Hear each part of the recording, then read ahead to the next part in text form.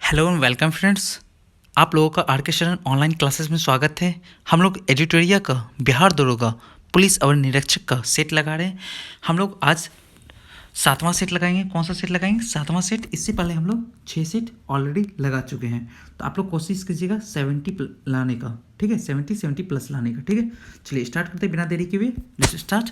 First, Bharat में पूंजी निर्माण संबंधी आंकड़े कौन जारी करता है आपको? वित्त मंत्रालय, आरबीआई, सीएसओ या एनएसएसओ?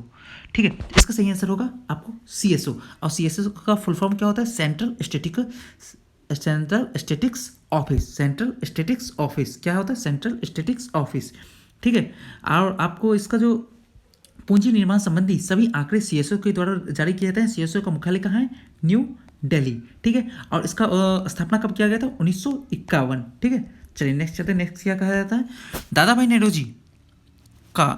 भाई नौरोजी के आकलन के अनुसार वर्ष 1867 से 68, कितना? वर्ष 1867 से 68, ये पॉइंट नहीं है, 67 से 68 है, ठीक है। प्रति व्यक्ति आय कितनी थी? 20 रुपया, 44 रुपया, 51 रुपया, 117 रुपया। तो इसका सही आंसर है 20 रुपया। दादा भाई नौरोजी ने सर्वप्रथम प्रति व्यक्ति आय की गणना 1867 के बीच की थी, और उस समय प्रति व्यक्ति आय कितनी थी? 20 रुपया। और दादा भाई नौरोजी को grand old man of India के नाम से भी जाना जाता है। किन के नाम से? ग्रैंड ओल्ड मैन के नाम से, grand old man of India के नाम से, ठीक है। Grand old man of India, ठीक है। चलिए नेक्स्ट चलते हैं। आपको द्वितीय पंचवर्षीय योजना किस मॉडल पर आधारित है? हेराल्ड डोमल्ड, पीसी महानोबोलिस, जी मिर्डल या उपयुक्त में से कोई नहीं? तो इसका सही आंसर है पीसी महानोबोलिस। द्वितीय पंचवर्षीय योजना जो कि 1956 से 61 के बीच हुई थी, पीसी महानोबोलिस के मॉडल पर आधारित थी। इस योजना का प्रमुख उद्देश्य ये था कि समाजवादी समाज की स्थापना करना था, और इसमें भारी उद्योगों और खनिजों को प्राथमिकता देना था, जो दी गई थी उस समय, ठीक है। चलिए नेक्स्ट चलते हैं। आपको बोकारो स्टील प्लांट की स्थापना किस देश के सहयोग से की गई? अमेरिका, जर्मनी, ब्रिटेन, भूतपूर्व सोवियत संघ, रूस। इसका सही आंसर भूतपूर्व सोवियत संघ, रूस।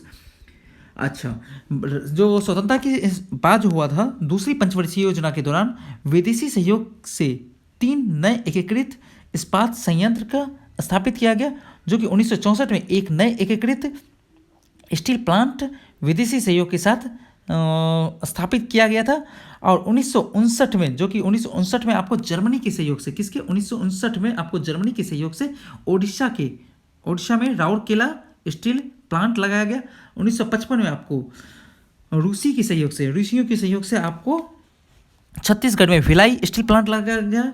और 56 में आपको यूनाइटेड किंगडम के सहयोग से आपको पश्चिम बंगाल के दुर्गापुर स्टील प्लांट लगाया गया। फिर 1964 में रूसियों के सहयोग से आपको झारखंड के बोकारो स्टील प्लांट लगाया गया। चलिए नेक्स्ट चलते हैं। नेक्स्ट क्या है हमारे पास, देखते हैं।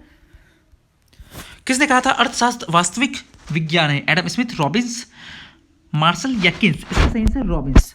जो प्रसिद्ध अर्थशास्त्री रॉबिन्स के अनुसार अर्थशास्त्र वास्तविक विज्ञान है। और अर्थशास्त्र के पिता के रूप में किसको हम लोग जानते हैं? एडम स्मिथ को जानते हैं, ठीक है। नेक्स्ट चलते हैं। नेक्स्ट क्या कहा जाता है? भारत में निम्न में से कौन सा क्षेत्र तप्त जैव विविधता स्थल है? सुंदरवन, पूर्वी घाट, पश्चिमी घाट, गंगा का मैदान। तो इसका सही आंसर है पश्चिमी घाट। जो भारत के पश्चिमी घाट है, पूर्वी हिमालय तथा नीलगिरी का क्षेत्र सर्वाधिक जैव विविधता वाला क्षेत्र है। वर्ष 2020 में आप इसका जो थीम था, our solution are in nature, ठीक है। चलिए नेक्स्ट चलते हैं। आपको नेक्स्ट क्या कहा जाता है? विश्व जैव विविधता दिवस कब मनाया जाता है? 2 फरवरी, 5 जून, 22 मई या 21 मार्च को? तो ये आपको 22 मई को मनाया जाता है, ठीक है। चलिए नेक्स्ट चलते हैं। निम्नलिखित में से कौन एक कृत्रिम परितंत्र है? वन, तालाब, झील, बगीचा। अगर किसी ने इसे पढ़ने का सेट देखा हो तो इसका इजीली से आंसर दे दोगे आप। इसका आंसर है बगीचा। बगीचे को हम इंसान बनाते हैं, कृत्रिम बनाते हैं। तो जैसे कि बगीचा, खेत, ये सब हो गया आपको कृत्रिम परितंत्र, जबकि वन, झील और तालाब हो गया आपको प्राकृतिक वन जो परितंत्र, ठीक है। चलिए नेक्स्ट चलते हैं। नेक्स्ट क्या है हमारे पास? निम्न में कौन पर्यावरणीय प्रदूषण का उदाहरण है? डीजल, कोयला, मिट्टी तेल और हाइड्रोजन। इसका सही आंसर क्या है? हाइड्रोजन। न्यूनतम पर्यावरणीय जो प्रदूषण है, सबसे कम प्रदूषण होता है किसके थ्रू होता है? सीएनजी हम लोग यूज़ करते हैं, याद कीजिए सीएनजी। तो उसमें कौन सा होता है? जो ऑटो होता है, सीएनजी गाड़ियाँ होती हैं, तो उसमें क्या होते हैं? हाइड्रोजन होता है। तो हाइड्रोजन से सबसे न्यूनतम पर्यावरणीय प्रदूषण होता है, जबकि डीजल, कोयला और मिट्टी तेल में सबसे ज़्यादा प्रदूषण होता है। ठीक है, चलिए नेक्स्ट चलते हैं। आपको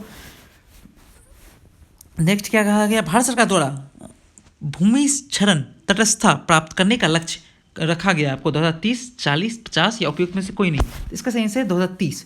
क्या है? 2030।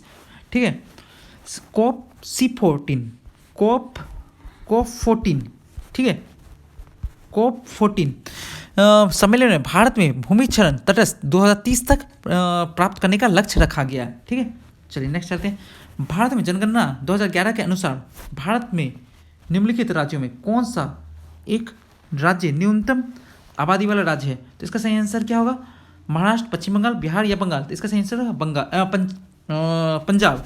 एक नंबर पर महाराष्ट्र आता है, दूसरे पे बिहार आता है, तीसरे पे पश्चिम बंगाल और तो लास्ट आता है पंजाब को। ठीक है, तो सही आंसर इसका क्या है? पंजाब।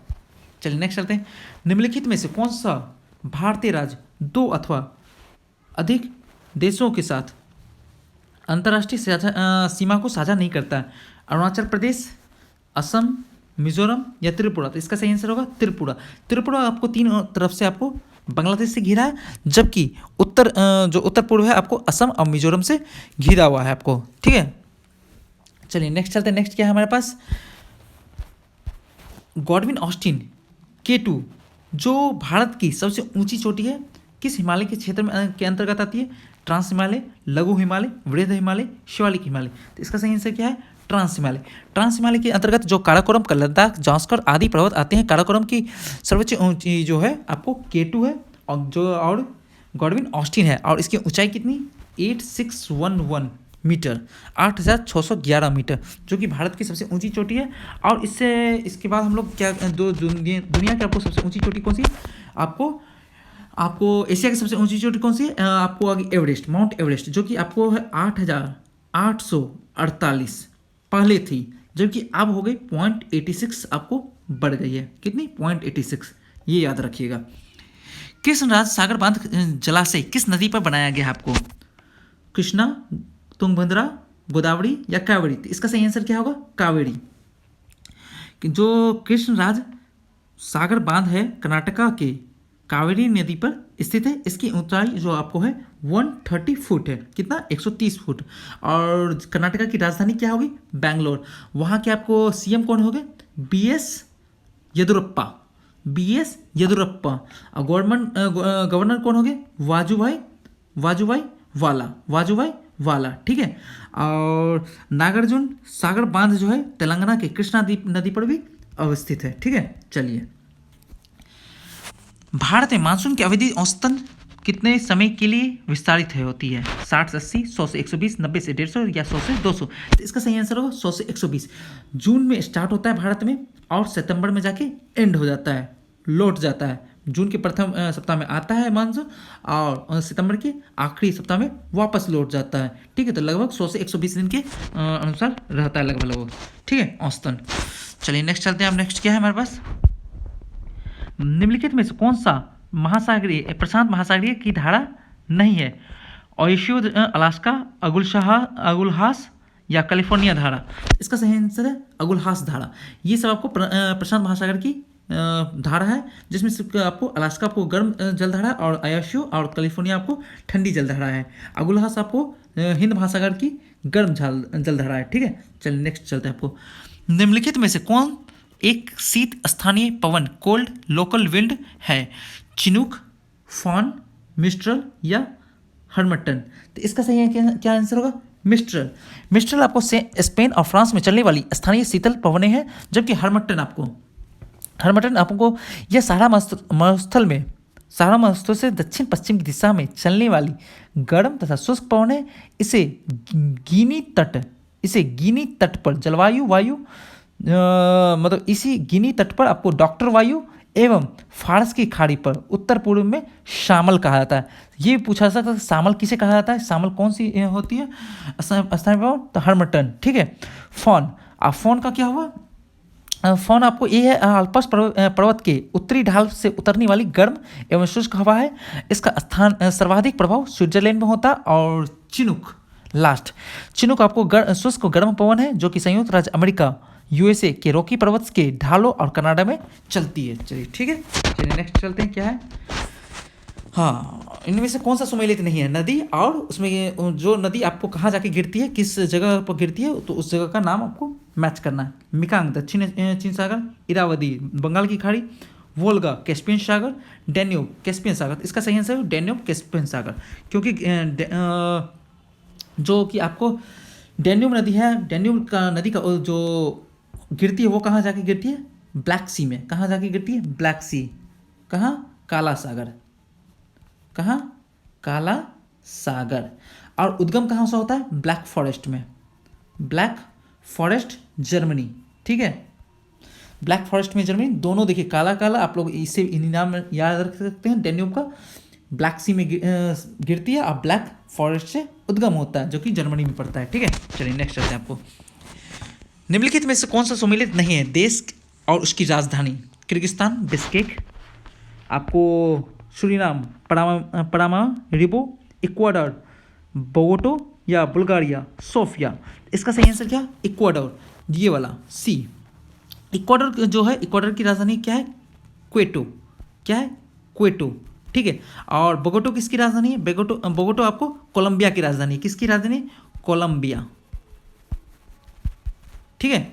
चलिए नेक्स्ट चलते हैं। आपको संकोच नदी किन दो राज्यों के बीच की सीमा बनाती है? आपको पश्चिम बंगाल से असम, असम से अरुणाचल प्रदेश, या असम और मेघालय, या झारखंड और पश्चिम बंगाल। इसका सही आंसर क्या है? असम और अरुणाचल प्रदेश। जो संकोच नदी है उत्तरी भूटान से निकलती है और असम में यह नदी ब्रह्मपुत्र में शामिल हो जाती है, और यह नदी असम और अरुणाचल के प्रदेश के बीच का जो सीमा निर्धारण करती है। चलिए ठीक है, नेक्स्ट क्या है? डाफला और सिंगपो। डाफला और सिंगपो जनजातियाँ किस प्रदेश में पाई जाती है? मणिपुर, असम, नागालैंड, या आपको अरुणाचल प्रदेश। तो इसका सही आंसर क्या होगा आपको? इसका सही आंसर होगा आपको सी, अरुणाचल प्रदेश। अरुणाचल प्रदेश में आपको डाफला, सिंगपो और मिसमी, डाफला, सिंगपो और मिसमी नाम की जनजातियाँ पाई जाती है। जबकि आपको मणिपुर में आपको कौन सा? कुकी। कौन सा? कुकी। यहाँ कुकी रहते हैं, कुकी जनजाति के लोग रहते हैं। और असम में कौन सा रहते हैं? बोडो, अबोर और लुसाई। और यहाँ नागालैंड में कौन सा रहते हैं? अंगामी और नुबोई। एक सेकेंड, नबोई इसका सही नाम है। क्या है? नबोई, ठीक है। चलिए नेक्स्ट चलते हैं। नेक्स्ट क्या है? नेक्स्ट क्या कहता है हमारे पास? कैथोड किरणों में होता है, क्या होता है आपको? आवेश, केवल आवेश होता है, केवल द्रव्यमान होता है, ना तो द्रव्यमान ना ही आवेश होता है, या द्रव्यमान आवेश दोनों नहीं होता है। तो इसका सही आंसर क्या है? इसका सही आंसर है डी, द्रव्यमान आवेश दोनों नहीं होता है। ठीक है, चलिए नेक्स्ट चलते हैं। कार्बन के 6.023 × 10⁻22 परमाणु का भार कितना होता है? देखिए, जो कार्बन के जो परमाणु जो होता है, कार्बन में 6.023 × 10⁻23 जो होता है, 23 का परमाणु भार होता है आपको 12 होता है। ठीक है, यहाँ 22 दिया है, एक क्या दिया? एक कम दिया है, तो इसका परमाणु भार क्या हो? 1.2। तो इसका सही आंसर हो गया बी। ठीक है, चलिए नेक्स्ट चलते हैं। नेक्स्ट क्या कहता है हमारे पास?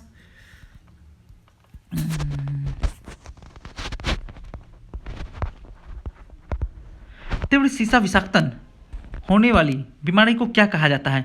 प्लम्बिज्म, इटाई, न्यूरोलीजिया, या बाइसिनोसिस। तो इसका सही आंसर क्या होगा आपको? इसका सही आंसर होगा ए, प्लम्बिज्म। ठीक है, सीसा विषाक्तन के फलस्वरूप होने वाली बीमारी को प्लम्बिज्म, कोलिका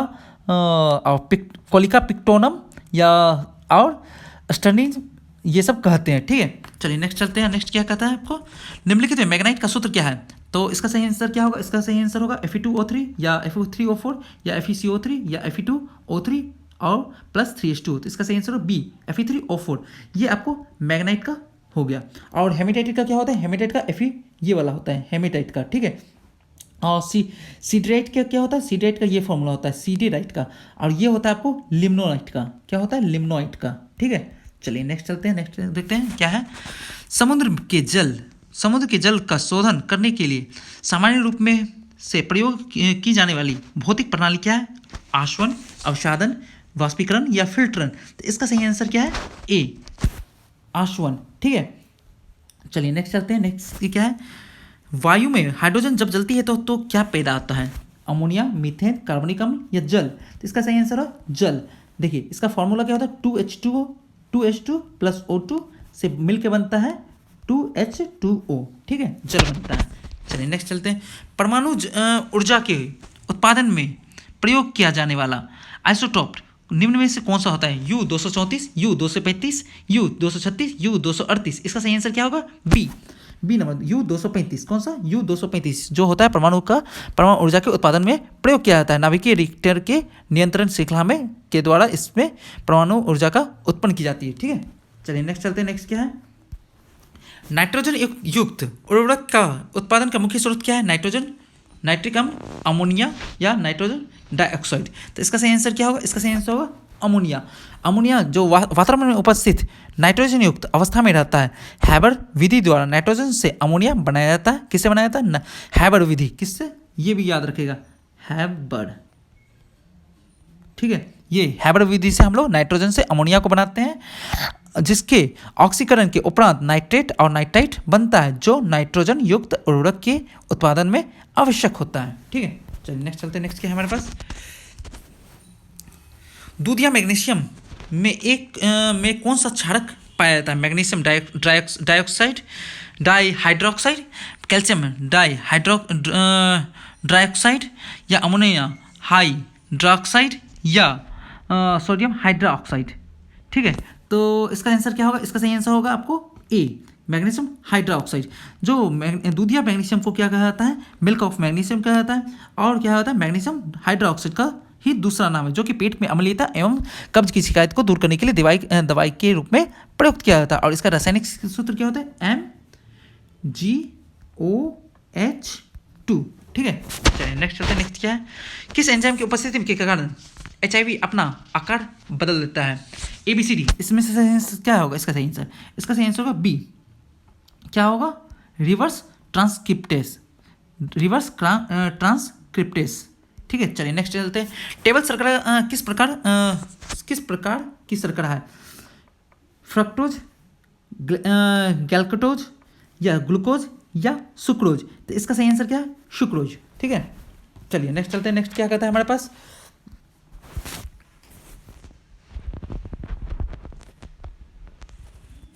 सही सूची को मिलान करना है विटामिन को आपको उसके बीमारी से। ठीक है, चलिए नेक्स्ट देखते हैं क्या है। विटामिन ए किससे होगा आपको? विटामिन एफ को रेटिनॉल सही आपको है। विटामिन डी कैल्सिफेरॉल सही है आपको। विटामिन ई टैकोफेरॉल सही है। विटामिन के आपको फिलोक्विनोन। ठीक है, तो 1 2 3 4। ठीक है, इसका सही आंसर क्या होगा? 1 2 3 4। तो कौन सा? सी। ठीक है, चलिए नेक्स्ट चलते हैं। विटामिन ई विशेषतः किसके लिए महत्वपूर्ण है? कार्बोहाइड्रेट उपाचयन के लिए। हाँ, कार्बोहाइड्रेट उपाचयन के लिंग ग्रंथि की सामान्य क्रिया से उपकला ऊतकों के सामान्य स्वास्थ्य के लिए या दांतों के विकास के लिए। तो इसका सही आंसर होगा सी, ये वाला, उपकला एपिथेलियम ऊतकों के सामान्य स्वास्थ्य के लिए। ठीक है, विटामिन ई का जो प्रमुख स्रोत होता है क्या होता है? तेल, गेहूं, वीट, अंडा की जर्दी जो होती है वो, सोयाबीन, ये सब है। और कोशिका कला की सुरक्षा जनक एपिथेलियम की वृद्धि और पेशियों की क्रियाशीलता के लिए उत्तरदायी है।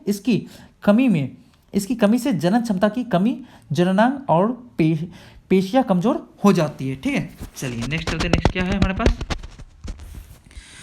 मूत्र के श्रावण को बढ़ाने की वाली औषधि को क्या कहा जाता है? तो एड्रेनालिन, मोनोयूरेटिक, डाईयूरेटिक या ट्राईयूरेटिक। इसका सही आंसर क्या होगा? इसका सही आंसर होगा आपको सी, डाईयूरेटिक। ठीक है, चलिए। अस्थियों से मांसपेशियों को जोड़ने वाली संयोजी ऊतक क्या है आपको? कंडारा, स्नायु, न्यूरॉन या वसामय। तो इसका सही आंसर क्या होगा? इसका सही आंसर होगा कंडारा आपको।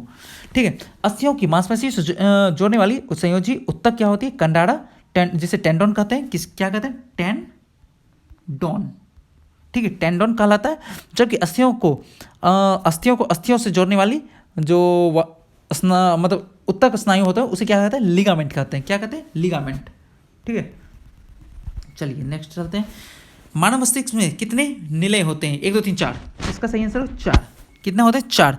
मानव मस्तिष्क में 4 निलय होते हैं, 2 पार्श्व निलय जो कि दाईं एवं बाईं गोलार्ध में से होते हैं, और अग्र मस्तिष्क में तृतीय निलय होता है, और पश्चिम मस्तिष्क में चौथा निलय होता है। ठीक है, एक पंछी कीट के पंख कैसे होते हैं, अयुक्ति संगत, समजात, संवर्ती या पोषक। इसका सही आंसर होगा संवर्ती। ठीक है, चलिए नेक्स्ट चलते हैं। नेक्स्ट क्या है, परागण क्या होता है आपको, परागणों का अंकुरन या परागकोशों से वर्तिकाग्र की ओर परागकणों का स्थानांतरण, पुष्पों का चींटियों द्वारा भ्रमण, अंडाणु से परागनली की वृद्धि। तो इसका सही आंसर क्या होगा, बी, परागकोशों से वर्तिकाग्र की ओर परागकणों का स्थानांतरण।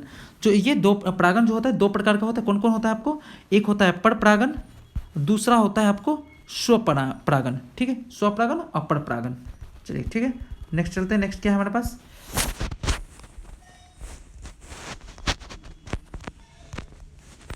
पौधों में प्रकाशोनुवर्ती संचलन किसके द्वारा नियंत्रित किया जाता है आपको, ऑक्सिन, जिबरेलिन, साइटोकाइनिन या एथिलीन। तो इसका सही आंसर क्या होगा, इसका सही आंसर होगा ए, जो ऑक्सिन। पादप हार्मोन ऑक्सिन के उचित वितरण के से पादप के प्रकाशोनुवर्ती संचलन को नियंत्रित किया जाता है। ठीक है, चलिए नेक्स्ट चलते हैं। आपको क्या है, समान चुंबकीय क्षेत्र किससे दर्शाया जाता है आपको, आवृत्त वर्ग को, समांतर रेखाओं, अभिसारी रेखाओं, अपसारी रेखाओं। तो इसका सही आंसर क्या होगा आपको, बी, समांतर रेखाओं। एक समान चुंबकीय क्षेत्रों को समांतर रेखाओं से दर्शाया जाता है। ठीक है, चलिए नेक्स्ट चलते हैं। नेक्स्ट क्या है हमारे पास, बहुलमापी का प्रयोग किसके मापन में किया जाता है, धारा, वोल्टता या प्रतिरोध या इनमें से सभी। तो इसका सही आंसर होगा ये सभी आपको बहुलमापी का के प्रयोग में के मापन में इसका यूज किया जाता है। ठीक है, चलिए नेक्स्ट चलते हैं। निम्नलिखित में से कौन सा एक सदिश मात्रक नहीं है आपको, समय, बलाघूर्ण, वेग या बल। तो इसका सही आंसर क्या होगा, इसका सही आंसर होगा ए, समय। सदिश राशि क्या होती है आपको, वेग होती है। यहाँ एक सदिश मात्रक नहीं पूछा तो क्या होगा, समय। तो जबकि सदिश राशि क्या हो, वेग हो गया, बलापूर्ण हो गया, बल हो गया, विस्तारण हो गया, त्वरण हो गया, संवेग हो गया, विद्युत क्षेत्र हो गया, चुंबकीय क्षेत्र हो गया, चुंबकीय प्रेरण हो, कोणीय गति होगी। ठीक है, और अदिश राशि क्या होगी, द्रव्यमान, चाल, आयतन, कार्य, समय, ऊर्जा, विद्युत धारा, दाब, ताप इत्यादि। ठीक है, जिनको थोड़ी स्पीड ज़्यादा लग रही होगी वो थोड़ा सा बैक करके देख सकते हैं। ठीक है, चलिए नेक्स्ट चलते हैं। निम्नलिखित में से किस भौतिक मात्रा के युग्म की समान विमाएँ हैं आपको, कार्य में शक्ति, कार्य में ऊर्जा, बल एवं शक्ति, गति एवं शक्ति। तो इसका सही आंसर क्या होगा, कार्य एवं ऊर्जा। कार्य और ऊर्जा का मतलब जो है भौतिक मात्रा के युग्म का एक समान विमाएँ होती है। ठीक है, नेक्स्ट चलते हैं। एक पौधे पर पुष्पन होने के लिए उत्तरदायी हार्मोन है, ऑक्सिन, जिबरेलिन, फ्लोरिजेन या साइटोकाइनिन। तो इसका सही आंसर क्या होगा, इसका सही आंसर होगा फ्लोरिजेन जो है आपको हाइपोथिसाइज्ड हार्मोन है, जो कि पौधे की में फूलन को नियंत्रित करने के लिए जिम्मेदार होता है। यह पत्तियों में उत्पन्न होता है, जबकि जिबरेलिन होता है, जब जिबरेलिन हार्मोन होता है पौधे के तनों की लंबाई की वृद्धि करना तथा बीजों की प्रस्तुति को तोड़कर उसके अंकुरण में मदद करना होता है। जबकि साइटोकाइनिन होता है, साइटोकाइनिन आपको कोशिका विभाजन को प्रेरित करना होता है। और एथिलीन हार्मोन जो होता है, एथिलीन हार्मोन फलों को पकाने में काम करता है। ठीक है, चलिए नेक्स्ट चलते हैं। आपको वास्तविक गैस निम्न में से किस स्थिति में एक आदर्श गैस के रूप में क्रिया करती है। कौन सा होगा, निम्न दाब, उच्च दाब, निम्न दाब और निम्न तापमान, उच्च वाष्प, निम्न तापमान, उच्च दाब और उच्च तापमान। तो इसका सही आंसर क्या होगा, इसका सही आंसर होगा आपको ए, निम्न दाब, उच्च तापमान। ठीक है, चलिए नेक्स्ट चलते हैं। आपको किस अधिनियम द्वारा भारत में प्रांतों का स्वायत्तता प्रदान की गई थी आपको, भारत परिषद अधिनियम 1909, भारत सरकार अधिनियम 1919, भारत सरकार अधिनियम 1935, इनमें से कोई नहीं। तो इसका सही आंसर होगा 1935 भारत सरकार अधिनियम 1935 के संबंध में ये सब जो हुआ था स्वायत्ता प्रदान की गई थी भारत, जो कि आपको इसमें क्या क्या क्या आता है, प्रांतीय स्वायत्ता आती है, केंद्र एवं द्वैत शासन की स्थापना आती है, संघीय न्यायालय की व्यवस्था आती है और भारत परिषद का अंत आता है। ठीक है, चलिए नेक्स्ट चलते हैं। नेक्स्ट क्या है हमारे पास, किसी धर्म विशेष के समर्थन के लिए करों के भुगतान की अनिवार्यता से मुक्ति की गारंटी दी गई है। किसमें, अनुच्छेद 25, 26, 27 की 28। तो इसका सही क्या है आंसर, सी 27।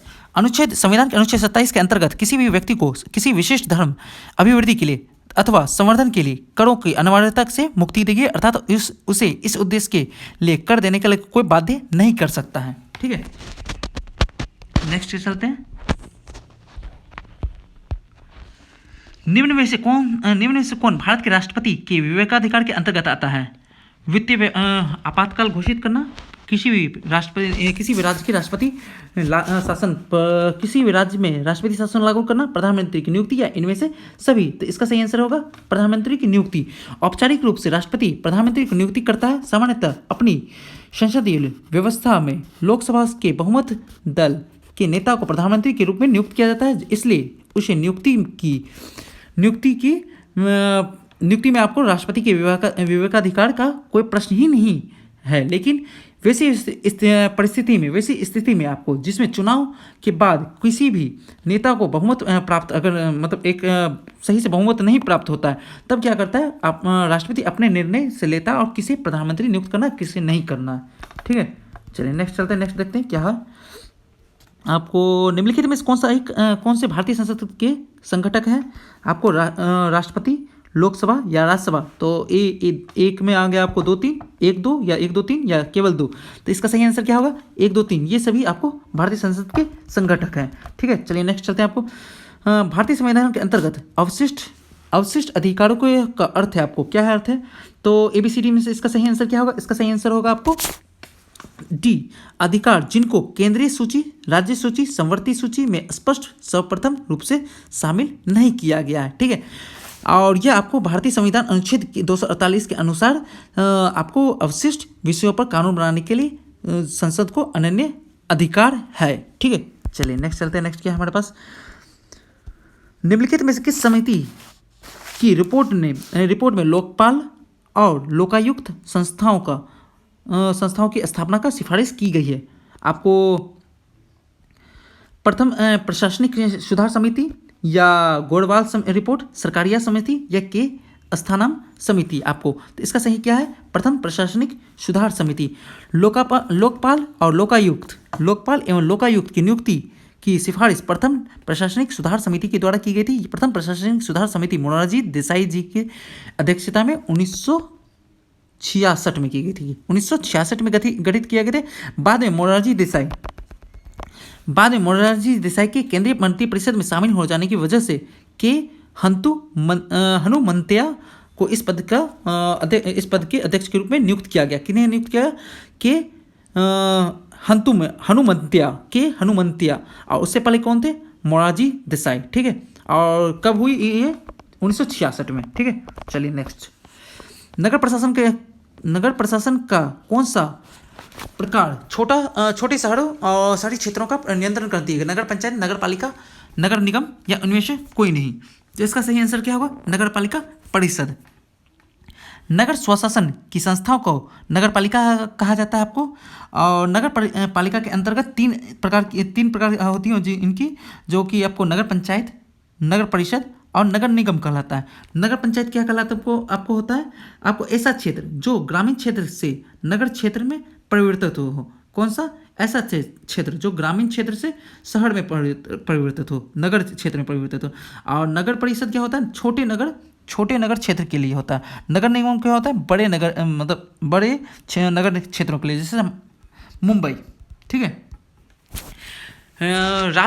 राज्य के अधीन क्या है, केवल बाह्य संप्रभुता, केवल आंतरिक संप्रभुता, आंतरिक में बाह्य संप्रभुता, या ना बाह्य ना आंतरिक संप्रभुता।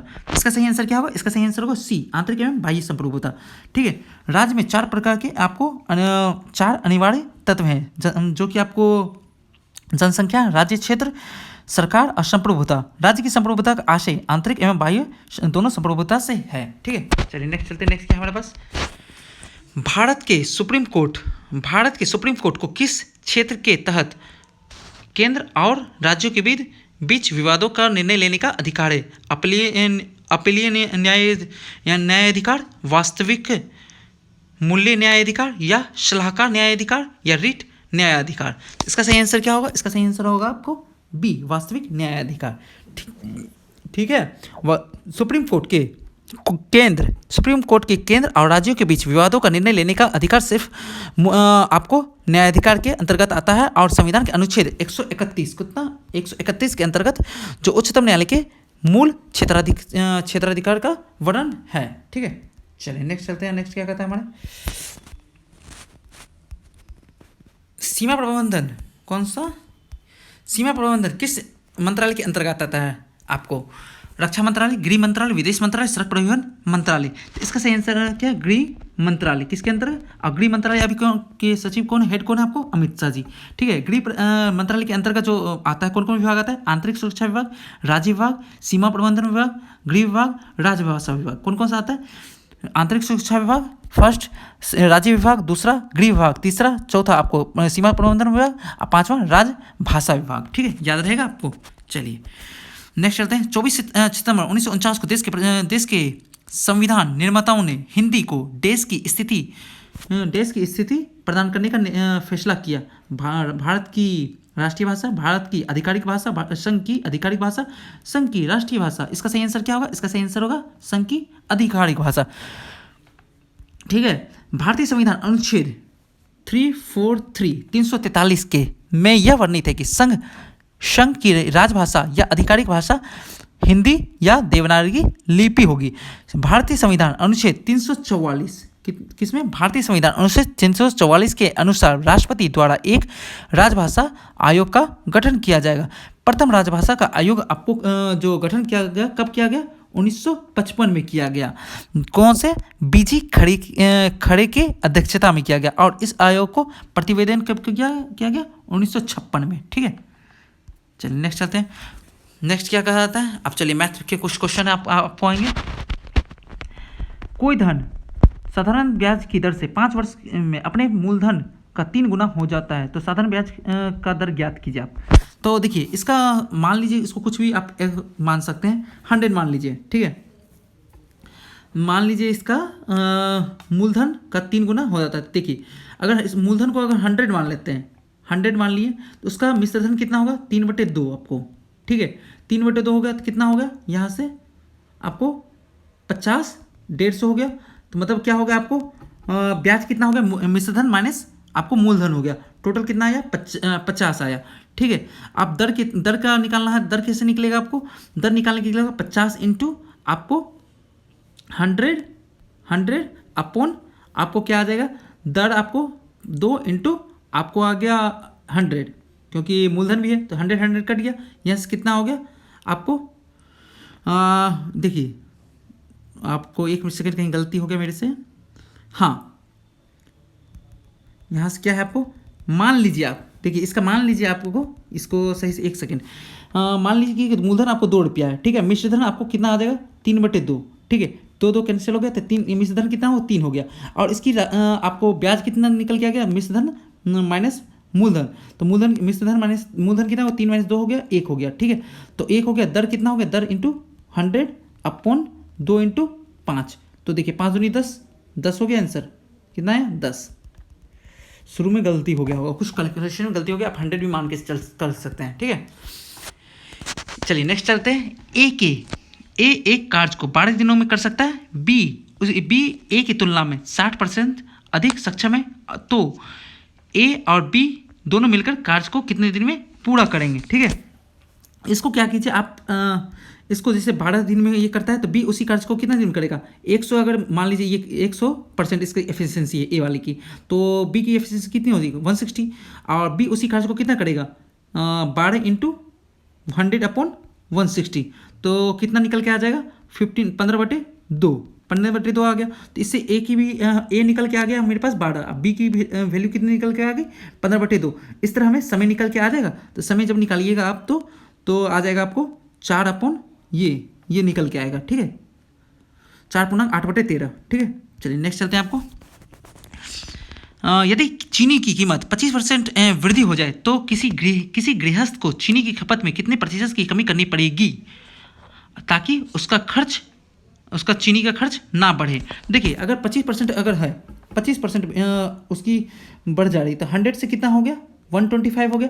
तो क्या कर सकते हैं, 25 × 100/125 कर दीजिए तो निकल के आ जाएगा आपको 20%। ठीक है, इसका आंसर निकल के आ जाएगा 20%। चलिए नेक्स्ट चलते हैं, नेक्स्ट देखते हैं क्या है हमारे पास। 3 संख्याओं का औसत क्या है आपको, 3 संख्या का औसत आपको क्या है, 154। पहली संख्या दूसरी संख्या से दुगनी है, दूसरी संख्या तीसरी संख्या से दुगनी है, तो पहली संख्या कितनी होगी आपको आगे क्या होगी है। तो इसका देखिए मान लीजिए ए, इसको देखिए इसको इस दोनों को मल्टीप्लाई करेंगे तो क्या आएगा, 3 × 12 और 1 3 5 15 1 16 3 1 4 462 आ जाएगा। कितना आ जाएगा, 462 आ जाएगा। ठीक है, तो इसको याद रखिएगा 462। ठीक है, और इसको ABC मान लीजिए, क्या मान लीजिए, ABC। ये आपको x मान लीजिए, ये इससे दुगनी है, C से दुगनी है तो ये 2x हो गया, और इससे भी ये दुगनी है तो 4x हो गया। ठीक है, 4 2 6 1 7 7x हो गया। अब इसको क्या कीजिए, 7x को आपको 462 में डिवाइड कीजिए 7 से, तो कितना आया, 66 आ जाएगा। 66, अब पहली संख्या कितनी पूछ रही है, पहली संख्या 66 × 4 करिएगा तो 264 निकल के आ जाएगा। ठीक है, चलिए नेक्स्ट चलते हैं। आपको यदि 2a = 3b = 4c तो A/B/C के बराबर है, क्या इसका वैल्यू होगा। तो इसका देखिए अगर हम इसको देखिए मान लेते हैं इन सब के बराबर k कर देते हैं, क्या कर देते हैं, इन सब के बराबर k कर देते हैं, तो क्या निकल के आ जाएगा, a की वैल्यू हमारे पास, a की वैल्यू आ जाएगी k/2, b की वैल्यू क्या निकल के आ जाएगी, k/3, और c की वैल्यू क्या निकल के आ जाएगी, k/4 आ जाएगी।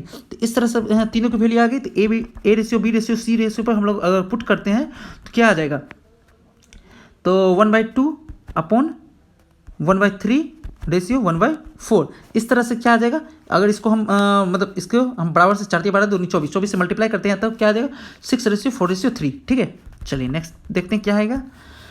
यदि चलिए नेक्स्ट क्या है, एकमात्र गवर्नर जनरल कौन था जो यहूदी संप्रदाय का था। आपको लॉर्ड रीडिंग, कैनिंग या लॉर्ड इरविन या लॉर्ड कर्जन। तो इसका सही आंसर क्या होगा, लॉर्ड रीडिंग जो है आपको भारत एकमात्र यहूदी गवर्नर जनरल लॉर्ड रीडिंग था। इसका कार्यकाल 1921 से 26 के बीच था। इसी समय चौरा-चौरी कांड एवं स्वराज्य पार्टी का गठन हुआ था। ठीक है, ये भी याद रखिएगा। आपसे एग्जाम में ये भी पूछा जा सकता है कि जो चौरा-चौरी कांड हुआ तो उस समय आपको गवर्नर जनरल कौन था, तो कौन सा, लॉर्ड रीडिंग। ये भी याद रखिएगा। ठीक है, चलिए नेक्स्ट चलते हैं। आपको तुगलक वंश का अंतिम शासक कौन था। आपको वीर नरसिंह सिंह, कृष्णदेव राय, सदाशिव या उपयुक्त में से कोई नहीं।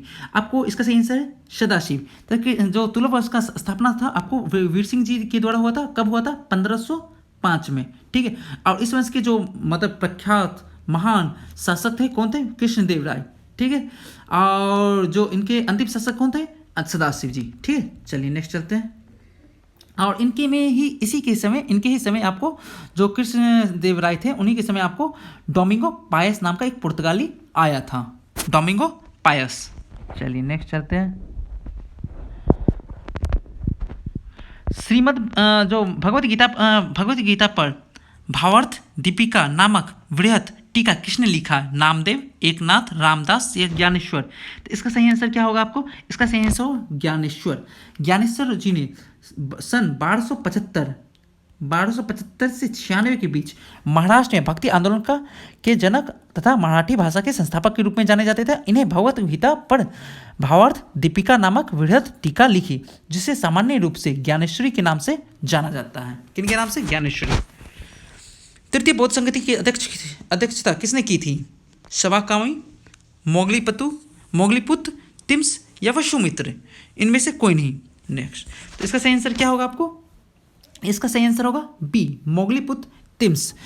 जो तृतीय आपको बौद्ध समिति हुई थी का आयोजन आपको 255 ईस्वी में पाटलिपुत्र, आज का पटना, पाटलिपुत्र में किया गया था। और इस संगति का आयोजन आपको अशोक के शासनकाल में हुआ था, राजा अशोक के शासनकाल में हुआ था। और तथा इसकी अध्यक्षता आपको मोगलीपुत्र तिम्स ने की थी। ठीक है, चलिए नेक्स्ट चलते हैं। नेक्स्ट क्या है हमारे पास? सर्वप्रथम भारतवर्ष का जिक्र किस अभिलेख में प्राप्त होता है? मंदसौर अभिलेख, एरन अभिलेख, नासिक अभिलेख या हाथी गुफा अभिलेख? तो इसका सही आंसर क्या होगा? हाथी गुफा अभिलेख। क्या होगा? हाथी गुफा अभिलेख। हाथी गुफा अभिलेख का संबंध कलिंग राजा खारवेल से है। आपको इसमें सर्वप्रथम भारतवर्ष का जिक्र मिलता है और सती प्रथा का प्रथम लिखित साक्ष्य एरन लेख में मिलता है। किसका? सती प्रथा का जो प्रथम साक्ष्य आपको एरन लेख में मिलता है। ठीक है, चलिए नेक्स्ट चलते हैं। आपको सर्वप्रथम किसने सर्वप्रथम प्रेस सेंसरशिप लागू की थी? चार्ल्स मैंटकॉफ ने, वेलेस्ली ने, जॉन एडम्स ने, लिटन ने? तो इसका सही आंसर क्या होगा? इसका सही आंसर होगा बी, लॉर्ड वेलेस्ली ने 1799। कब? 1799 में सभी समाचार पत्रों पर सेंसर बैठा दिया था। इस सेंसरशिप क्या था? कहा जा रहा था आपको समाचार पत्रों पर संपादक मुद्रक का नाम छपाना अनिवार्य है। जो प्रकाशक को प्रकाशित किए जाने वाले तत्वों को सरकार के सचिव के सम्मुख पूर्व अवलोकन हेतु भेजना होता था। ठीक है, चलिए नेक्स्ट क्या कहता है? नेक्स्ट भी देखते हैं। लखनऊ में 1857 की क्रांति को दबाने वाला ब्रिटिश नायक कौन था? हडसन, निकोलसन, कैंपबेल या कर्नल नील? तो इसका सही आंसर क्या है? इसका सही आंसर है कैंपबेल। जो 1857 की जो शुरुआत की क्रांति हुई थी 4 जून 1857 को, उसमें आपको जो दबाया था ब्रिटिश नायक आपको कैंपबेल ने दबाया था। और जो नेतृत्व हुआ किसके अध्यक्षता में हेड हुआ? बेगम हजरत महल, उनके नेतृत्व में यह आंदोलन हुआ था। बेगम हजरत महल। ठीक है, कैबिनेट मिशन किस तिथि को दिल्ली पहुंचा? आपको 3 फरवरी 1946, 24 फरवरी 1946, 28 फरवरी 1946, 24 फरवरी 1946। तो इसका सही आंसर होगा 24 अप्रैल 1946। ठीक है, तो इसका सही आंसर होगा बी, 24 मार्च 1946 को कैबिनेट मिशन दिल्ली पहुंचा। इसमें 3 सदस्य थे। कौन कौन थे? स्टैफोर्ड क्रिप्स, जिसे क्रिप्स आंदोलन क्रिप्स भी कहा जाता है, Pethick Lawrence, we Alexander. Cabinet mission जो आपको पैथिक लॉरेंस के नेतृत्व में भारत में आया था। ठीक है, चलिए नेक्स्ट चलते हैं। संस्था और स्थापना को हम लोग को मिलाना है। कौन कौन सा है आपको? वेद समाज कब होगा? 1867 में। कौन सा? 1867 मतलब 3। ठीक है, आर्य समाज कब है? 1875 में 4। नौजवान समाज 1926, 4, 3, 2। और विश्व समाज 1, 1912 में।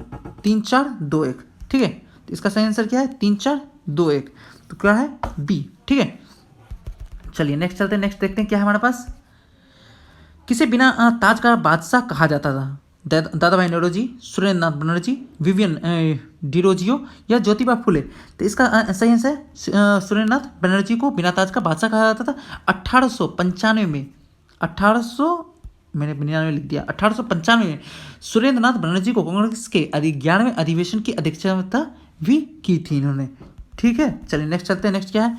खासी विद्रोह का संबंध किस राज्य से है? बंगाल, मिजोरम, असम या सभी? इसका सही आंसर क्या होगा? असम। सन 1833 में खासी विद्रोह असम में हुआ था। और किन के नेतृत्व में हुआ? तीरथ सिंह। किन के नेतृत्व में? तीरथ सिंह। ठीक है, चलिए नेक्स्ट चलते हैं। नेक्स्ट ध्यान रखिएगा 1833 में यह विद्रोह और तीरथ सिंह के नेतृत्व में हुआ। ठीक है, चलिए नेक्स्ट क्या है? कहता है लॉर्ड कर्जन ने बंगाल विभाजन की घोषणा कब की थी? 15 जनवरी 1905, 20 जुलाई 1905, 16 अक्टूबर 1905, 17 अक्टूबर 1905। तो सही आंसर क्या होगा? इसका सही आंसर हो गया बी, 20 जुलाई 1905 को बंगाल विभाजन की घोषणा लॉर्ड कर्जन के द्वारा की गई थी। ठीक है, और यह कब आया था प्रभाव में? 16 अक्टूबर 1905 को प्रभाव में आया था। ठीक है, चलिए नेक्स्ट क्या कहता है आपको? किस शासक को घृणित कायर कहा जाता है? आपको इसका सही आंसर क्या होगा? बहादुर शाह वन या मोहम्मद शाह, जहादर या फर्रुखसियर? तो इसका सही है आंसर फर्रुखसियर। फर्रुखसियर को आपको घृणित कायर के नाम से जाना जाता है। और आपको जो जहादर शाह है, जहादर शाह को आपको क्या कहता है? लंपट मूर्ख के नाम से जाता है। जहादर शाह को लंपट मूर्ख के नाम से जाना जाता है। ठीक है, चलिए नेक्स्ट चलते हैं। आपको जम्मू एवं कश्मीर के जो नई उपराज्यपाल प्रशासक बने हैं, कौन बने हैं आपको? आर के माथुर, GC मुर्मू, मनोज सिन्हा। तो इसका आंसर है मनोज सिन्हा। और ये किनके जगह पर बने? GC मुर्मू की जगह पर। ठीक है, चलिए नेक्स्ट चलते हैं। वैश्विक शांति सूचकांक 2020 में कौन सा देश प्रथम स्थान है? आपको भारत, नॉर्वे, आइसलैंड, फिनलैंड। तो इसका सही आंसर क्या है? इसका सही आंसर है आइसलैंड। आइसलैंड आपको क्या कहते हैं, पहला प्रथम स्थान है। भारत कौन सा? 139, 139वां आपको। ठीक है, और इसका जो यह आपको सूचकांक जो institute of economic and peace के द्वारा जारी किया जाता है। ठीक है, तो ये याद रखें, 139वां भारत का है जगह, आपको आइसलैंड 100 प्रथम पर है। ठीक है, चलिए नेक्स्ट चलते हैं। नेक्स्ट क्या है हमारे पास? विश्व शरणार्थी दिवस प्रतिवर्ष कब मनाया जाता है? 20 जून, 22 जून, 7 नवंबर, 8 अप्रैल। तो इसका सही आंसर क्या होगा? इसका सही आंसर होगा आपको ए, 20 जून को। विश्व शरणार्थी दिवस आपको 20 जून को मनाया जाता है। और इसका थीम क्या था 2020 का? Every action counts, every action counts. ठीक है, चलिए नेक्स्ट चलते हैं। आपको हाल ही में देश का पहला गैंडा संरक्षण एवं प्रजनन केंद्र कहाँ खोला गया है? पटना, भागलपुर, नैनीताल या उत्तराखंड। इसका सही आंसर है पटना। आपको पटना में जो राजीव गांधी जैविक उद्यान है, इसमें स्थापित किया गया। और यहाँ सबसे ज़्यादा संख्या में, सर्वाधिक संख्या में गैंडे पाए जाते हैं। ठीक है, स्वच्छ भारत रिवोल्यूशन पुस्तक के लेखक कौन है आपको? इसका सही आंसर क्या होगा? इसका सही आंसर होगा आपको परमेश्वरन अय्यर। ठीक है, परमेश्वरन अय्यर। चलिए नेक्स्ट चलते हैं। आपको नेक्स्ट क्या है? परमेश्वरन अय्यर, इनका यहाँ ये याद रखिएगा, स्वच्छ भारत रिवॉल्यूशन के लिए। नई संसद भवन के निर्माण हेतु किस कंपनी के अनुबंध हासिल किया है? Tata projects, Reliance project, Larsen turbo, उपयुक्त में से कौन? इसका सही आंसर ए है टाटा प्रोजेक्ट्स। टाटा प्रोजेक्ट ने आपको 10 दिसंबर को प्रधानमंत्री नरेंद्र मोदी जी ने इसकी आधारशिला रखी। और टाटा प्रोजेक्ट को यह अनुबंध हासिल हुआ और ये 2022 तक इसको पूरा करने का लक्ष्य रखा गया है। ठीक है, चलिए नेक्स्ट चलते हैं। गायों के संवर्धन एवं संरक्षण हेतु किस राज्य ने गो कैबिनेट गठित किया है आपको? उत्तर प्रदेश, यूपी, आंध्र प्रदेश, असम या मध्य प्रदेश, MP। आपको इसका आंसर इसका क्या है? मध्य प्रदेश, MP। मध्य प्रदेश के सरकारों ने गाय के संरक्षण हेतु गो कैबिनेट गठित करने का फैसला किया है। पशुपालन, वन, पंचायत, ग्रामीण विकास विभाग गो कैबिनेट में शामिल किए जाएंगे। इस कैबिनेट की शुरुआत आपको मुख्यमंत्री शिवराज सिंह चौहान जी के द्वारा 22 नवंबर को किया गया था। ठीक है, गोपाष्टमी के दिन। चलिए नेक्स्ट चलते हैं। नेक्स्ट क्या है? हाल ही में विश्व का सबसे गर्म एवं बड़ा ज्वालामुखी किसे घोषित किया गया है? आपको ABCD, इसमें से सही आंसर क्या है? इसका सही आंसर है पोहनु। क्या है? पोहनु ज्वालामुखी आपको विश्व का सबसे बड़ा एवं गर्म ज्वालामुखी घोषित किया गया। इससे पूर्व आपको जो था, इससे कौन था? मोना लुआ। ठीक है, इससे पहले उसे ये रिप्लेस किया है, कहने का मतलब। ठीक है, चलिए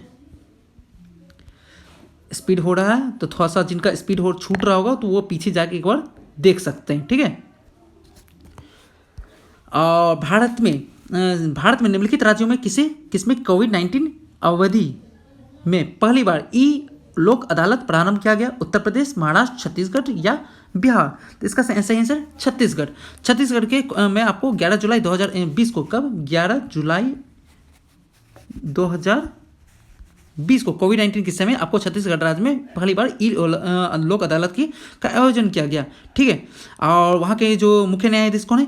PR रामाचंद्रन मेनन। ठीक है, चलिए नेक्स्ट चलते। नेक्स्ट क्या है हमारे पास? आरोग्य सेतु ऐप जो भारत सरकार द्वारा लॉन्च किया गया है वो किससे संबंधित है? कृषि से, चिकित्सा विज्ञान से, शिक्षा से या कोविड-19 से? इसका सही आंसर कोविड-19 से।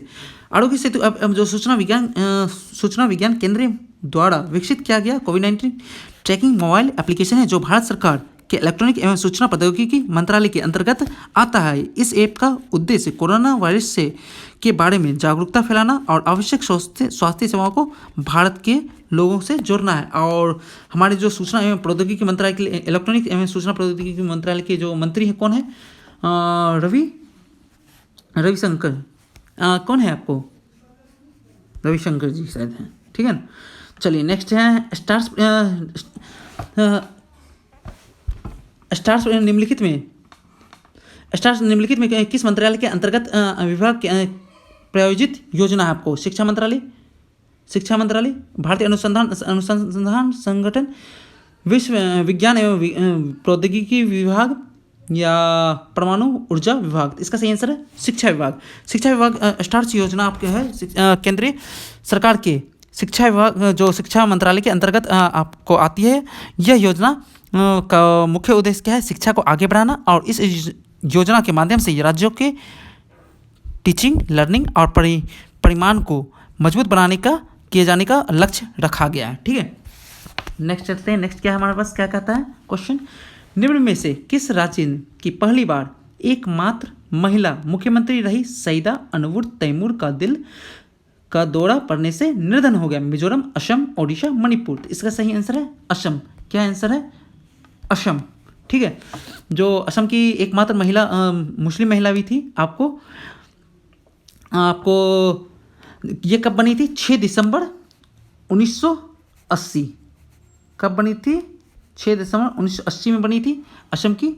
चलिए नेक्स्ट चलते हैं। आपको हाल ही में सिम्बेक्स 20 संयुक्त नौसैनिक अभ्यास किन देशों के बीच संपन्न हुआ? भारत सिंगापुर, भारत श्रीलंका, भारत बांग्लादेश या भारत रूस? तो इसका सही आंसर क्या है? भारत सिंगापुर आपको। ठीक है, आपको भारत सिंगापुर सिम्बेक्स का 27वां संस्करण अंडमान सागर में संपन्न हुआ। चलिए नेक्स्ट चलते हैं। किसान सूर्योदय योजना निम्न में से किस राज्य में प्रारंभ किया गया है? असम, पश्चिम बंगाल, गुजरात या राजस्थान? तो इसका सही आंसर क्या है? गुजरात आपको। प्रधानमंत्री नरेंद्र मोदी जी के द्वारा किसान सूर्योदय योजना का उद्घाटन वीडियो कॉन्फ्रेंसिंग के द्वारा किया गया था, और यह योजना आपको किसानों के सिंचाई के लिए सुबह 5 बजे, कितना 5 AM से रात के 9 PM तक, ठीक है, बिजली आपूर्ति करने का बात कहा गया है। ठीक है, चलिए नेक्स्ट चलते हैं। किसी ग्लोबल ह्यूमैनिटेरियन अवार्ड 2020 से सम्मानित किया गया? सोनू सूद, सचिन अवस्थी, अशोक लवासा या आपको अश्विनी कुमार? तो इसका सही आंसर क्या है? इसका सही आंसर होगा सचिन अवस्थी। आपको सचिन अवस्थी को लंदन में आयोजित वेबिनार के माध्यम से ग्लोबल ह्यूमैनिटेरियन अवार्ड 2020 का शीर्ष प्रचारक के रूप में सम्मानित किया गया है। सचिन अवस्थी एक ऐसे व्यक्ति हैं जिन्हें 5 वर्षीय लंबी स्वच्छ जागरूकता यात्रा का आयोजन किया था, जो हरिद्वार से वाराणसी तक शुरू हुई, और इसे वंदे गंगे स्वच्छता जन जागरण यात्रा भी कहा गया। किसे कहा गया? वंदे गंगे स्वच्छता जन जागरण यात्रा, जो आपको हरिद्वार से वाराणसी तक हुआ। ठीक है, स्वच्छता योजना। चलिए नेक्स्ट चलते हैं। गरीबी रेखा से नीचे रहने वाले लोगों को फ्री इंटरनेट देने वाला पहला राज्य का कौन सा हमारा देश भारत का? सॉरी, आंध्र प्रदेश, असम, तमिलनाडु या केरल? इसका सही आंसर केरल ही ये सब काम करता है। चलो, केरल सरकार ने अपनी महत्वाकांक्षी योजना केरल फाइबर की योजना शुरू की, जो कि ऑप्टिक्स के नेटवर्क कौन सा? के फोन, जिससे के फोन कहा गया। के फोन के तहत गरीबों को मुफ्त इंटरनेट पहुंचाने का काम किया गया, और केरल पहला राज्य है जिससे वहाँ के नागरिकों को उनके मौलिक अधिकार के रूप में यह घोषित किया कि उनका हक है फ्री इंटरनेट। ठीक है, चलिए नेक्स्ट चलते हैं। आपको नेक्स्ट क्या कहता है?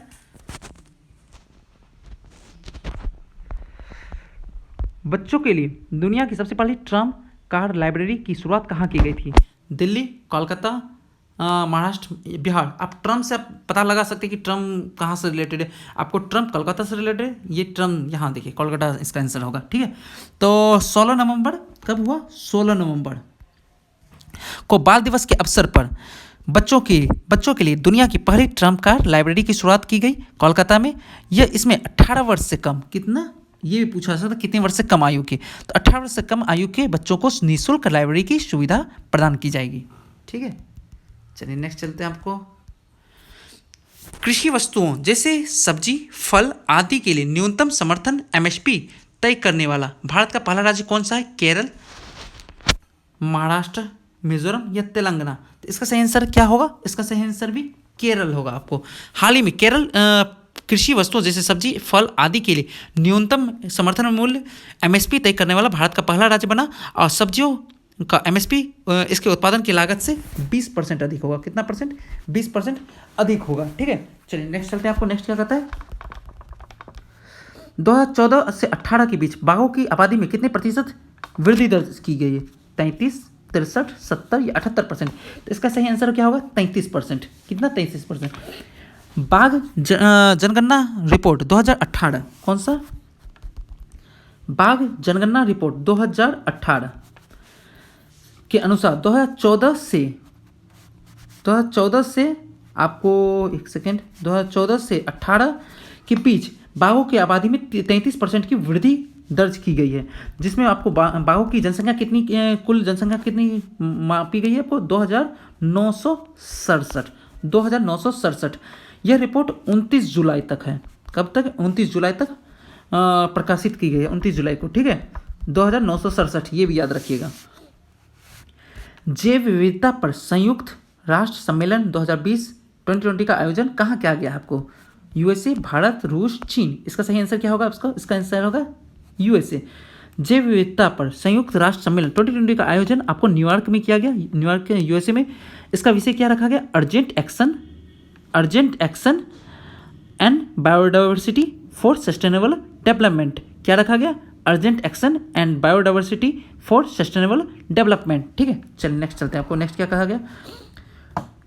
पुरुष हॉकी विश्व कप 2023 का आयोजन कहाँ प्रस्तावित है? भारत, स्पेन, नीदरलैंड या B+C, मतलब स्पेन और नीदरलैंड। तो इसका सही आंसर क्या होगा? इसका सही आंसर होगा आपको भारत। 2023 का जो पुरुष हॉकी विश्व कप है आपको भारत में आयोजित किया गया, जबकि 22 का आपको वुमेन्स हॉकी विश्व कप स्पेन और नीदरलैंड में किया गया है, ठीक है। चलिए याद रहेगा इस चीज़ को। चलिए, नासा का सनराइज मिशन कब तक शुरू किया जाएगा? 2022, 23, 24 या 25? इसका सही आंसर क्या होगा? 2023 तक। हाल ही में नासा ने सनराइज मिशन की घोषणा की है, इसे 2023 में शुरू किया जाएगा। यह मिशन भविष्य में चंद्रमा और मंगल पर जाने वाले अंतरिक्ष यात्रियों को सौर तूफान से बचाएगा, ठीक है। चलिए नेक्स्ट चलते हैं। स्वच्छता सर्वेक्षण रिपोर्ट 2020 के अनुसार 1 से 10 लाख तक आबादी वाले शहर में सबसे स्वच्छ शहर है कौन सा? गया, पटना, मैसूर या अंबिकापुर? ये अंबिकापुर इसका आंसर होगा। कौन सा होगा? अंबिकापुर, ठीक है। तो स्वच्छता सर्वेक्षण रिपोर्ट 2020 के अनुसार 1 से 10 लाख के बीच आपको आबादी वाले क्षेत्र में आपको अंबिकापुर, जो कि छत्तीसगढ़ में पड़ता है आपको, और जबकि द्वितीय और तृतीय स्थान पर मैसूर, द्वितीय पर ये मैसूर और तृतीय पर आपको न्यू दिल्ली पड़ा। न्यू दिल्ली थर्ड नंबर पर आपको, ठीक है। इस सूची में आपको बिहार का गया, जो बिहार का कौन सा? गया राज्य आपको सबसे नीचे 382वीं रैंक पर आया था। सबसे नीचे 382 रैंक पर बिहार का गया स्वच्छ शहरों में, बताइए। चलिए नेक्स्ट चलते हैं। नेक्स्ट क्या है हमारे लिए? नीति आयोग द्वारा जारी नवाचार सूचकांक 2019 के अनुसार बड़े राज्यों में प्रथम स्थान कौन सा राज्य है? आपको झारखंड, कर्नाटक, तमिलनाडु या बिहार? इसका सही आंसर क्या होगा आपको? इसका सही आंसर आपको होगा C, कर्नाटक आपको। और जो प्रथम आपको है इसमें आगे आपको आया कर्नाटक, ये आ गया आपको 1 नंबर पर, तमिलनाडु आपको 2 नंबर पर, और अंतिम आपको आया झारखंड। अंतिम में लास्ट वन ये है, ये लास्ट हो गया। और लास्ट से 1 माइनस आपको बिहार आया, अंतिम से दूसरा, ठीक है।